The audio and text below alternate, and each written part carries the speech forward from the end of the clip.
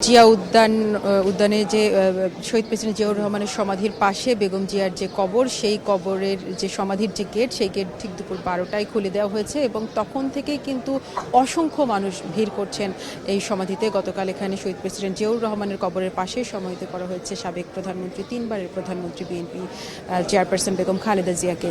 এবং আমরা অনেক সকালে এখানে এসেছি, সেই সকাল 9টার দিকেই কিন্তু ভোর থেকেই বিজয় সরণি সড়কে এবং মিরপুর রোডে জিয়া উদ্যানের যে দুই পাশের দুটি সড়ক, সামনের সড়ক, সেখানে আমরা দেখেছি ভোর থেকে অসংখ্য মানুষ অপেক্ষা করছিল এবং ঢাকা সহ ঢাকার বাইরের বিভিন্ন জেলা থেকে কিন্তু অসংখ্য বিএনপি নেতাকর্মী সহ সাধারণ মানুষরা তারা এসেছেন বিএনপি নেত্রীর প্রতি শ্রদ্ধা জানাতে।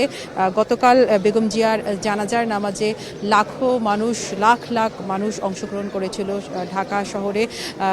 মানিক মে এভিনিউ থেকে ধানমন্ডি 32, ওদিকে মিরপুর শ্যামলী রোড থেকে শুরু করে বিজয় সরণির এপাশ থেকে কারওয়ান বাজার পর্যন্ত অসংখ্য মানুষ, কিন্তু লাখ মানুষ বেগম জিয়ার জানাজায় অংশ নিয়েছিল।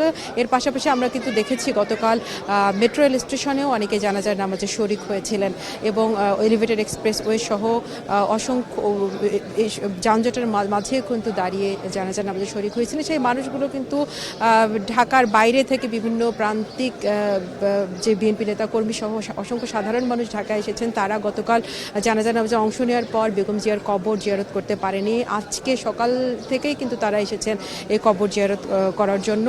দীর্ঘক্ষণ তাদেরকে বিজয় সরণির মোড়ে এবং মিরপুর রোডে অপেক্ষা করতে হয়েছিল, পরে খুলে দেওয়ার পর তারা জিয়ারত করছেন। অনেক শিশু, নারী, পুরুষ, বৃদ্ধ সকলেই কিন্তু এসেছেন এবং তারা স্মরণ করছেন। আমরা এখানে অনেককে পেয়েছি যারা দীর্ঘদিন বেগম জিয়ার সাথে রাজনীতি করেছেন, এমনকি শহীদ প্রেসিডেন্ট জিয়াউর রহমানের সাথে মুক্তিযুদ্ধ অংশ নিয়েছেন, এমন মুক্তিযোদ্ধাদেরও আমরা পেয়েছি।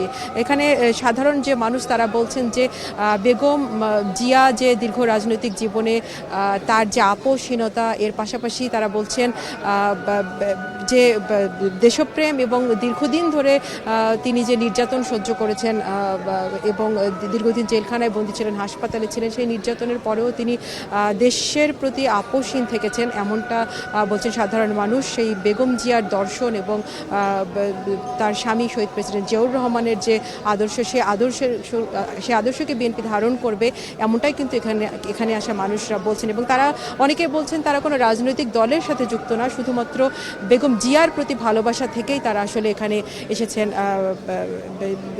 বেগম জিয়ার সমাধিতে শ্রদ্ধা জানানোর জন্য এবং সকাল থেকে আসছেন। এবং এখানে অসংখ্য মানুষ এখনও এখানে কেউ ফুল দিয়ে শ্রদ্ধা নিবেদন করছেন, কেউ কবর জিয়ারত করছেন। পাশেই ওলামা দলের নেতাকর্মীরা কিন্তু কোরআন তেলাওয়াত করে তারা বেগম জিয়ার আত্মার মাগফিরাত কামনা করছেন। কিছুক্ষণ আগে বিএনপির সাবেক স্বরাষ্ট্রমন্ত্রী লুৎফুজ্জামান বাবর তিনি কিন্তু এখানে এসেছিলেন, তিনি শ্রদ্ধা নিবেদন করেছেন। তিনি বলেছেন যে তিনি দীর্ঘদিন বেগম খালেদা জিয়ার সঙ্গে রাজনীতি করেছেন এবং তিনি কাছ থেকে দেখেছেন বেগম খালেদা জিয়াকে।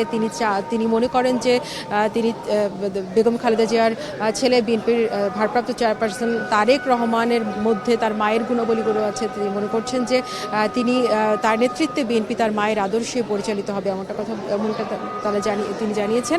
তবে বেগম জিয়ার সমাধিতে শ্রদ্ধা জানাতে আসা সাধারণ মানুষরা আসলে তারা বলছেন কোনো রাজনৈতিক দর্শন থেকে নয়, শুধুমাত্র বেগম জিয়ার প্রতি ভালোবাসা থেকেই আসলে তারা এখানে শ্রদ্ধা জানাতে আসছেন।